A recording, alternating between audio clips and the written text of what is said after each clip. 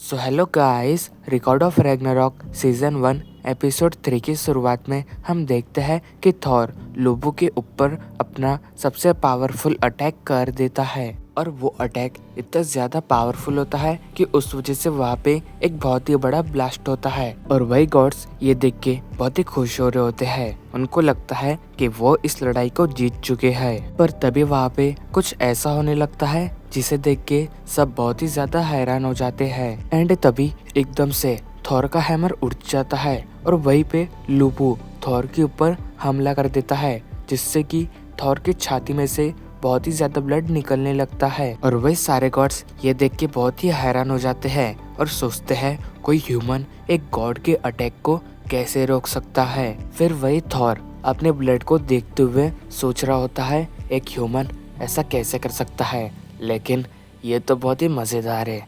लगता है अब इस लड़ाई में बहुत ही ज्यादा मजा आएगा। और वही दूसरी ओर लुबू अब असली लड़ाई के लिए रेडी हो जाता है। फिर तभी सीन शिफ्ट होता है और हमें लुबू का पास्ट दिखाया जाता है। हम देखते हैं कि लुबू का जन्म मंगोलिया में हुआ होता है। लुबू ने जब होश संभाला था तब से ही वो अपने से ताकतवर इंसान की खोज में निकल चुका था। उसने कई सारे यूरोपियन कंट्रीज में गया, लेकिन तभी भी उससे ताकतवर पर्सन नहीं मिला। लुबू के इस सफर में जो भी उसके सामने आया उसे उसने खत्म कर दिया। लुबू के उस सफर के दौरान उसका नाम चाइना के चप्पे चप्पे में गूंजने लगा। उसने हर जंग लड़ी और एक भी नहीं हारी।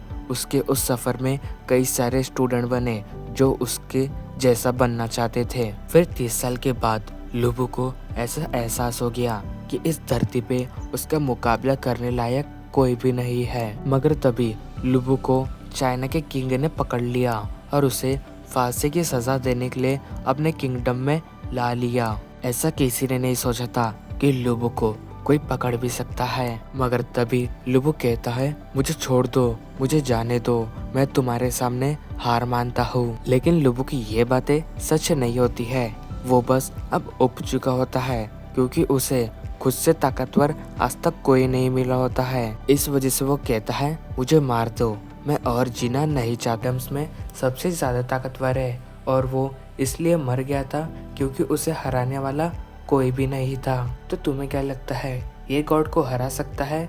जिस पे ब्रूनेल कहती है बेशक नहीं। गॉड्स के जो हथियार है वो बहुत ही ज्यादा शक्तिशाली है और उनके सामने एक इंसान का टिकना नामुमकिन है। उनके हथियार गॉड्स के सामने कुछ भी नहीं कर सकते, जिस वजह से उन्हें हराना बहुत ही ज्यादा मुश्किल है। तो ये सुन के गॉल कहती है अगर ऐसा ही है तो हम लोग हार जाएंगे। जिस पे ब्रूनेल कहती है हाँ, हमारे हारने के चांसेस बहुत ही ज्यादा है, लेकिन अगर उन ह्यूमंस के पास गॉड का कोई हथियार हो तो वो उन गॉड्स को बढ़िया टक्कर दे सकते हैं और इसके लिए मेरे पास एक उपाय है। फिर तभी हम देखते हैं कि वहाँ पे कुछ होने लगता है और एक हरा सा गोला बन जाता है जिसके अंदर से एक लड़की बाहर आती है।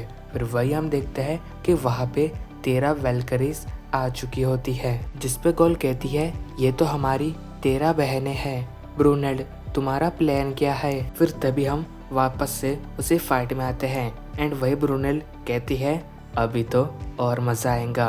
और ये कहती हमारा एपिसोड एंड होता है। Thank you so much for watching my video.